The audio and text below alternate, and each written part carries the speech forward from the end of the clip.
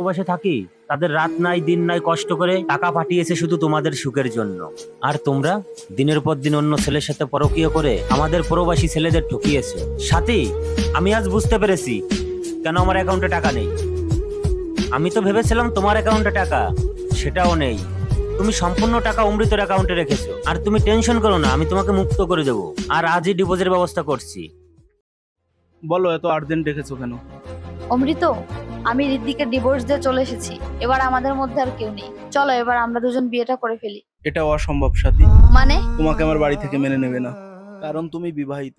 এই জন্য আমার বাড়ি থেকে তোমাকে মেনে নেবে না। অমৃত, আমার স্বামী যত টাকা ইনকাম করেছে আমি সব তোমার অ্যাকাউন্টে দিয়েছি, কারণ আমি তোমার সঙ্গে থাকতে চাই।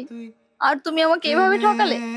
সরি সাথী, তুমি তোমার নিজের স্বামীকে ঠকিয়েছো, আর তুমি আমাকে ঠকাবে না এর কি গ্যারান্টি আছে? আসছি আমি।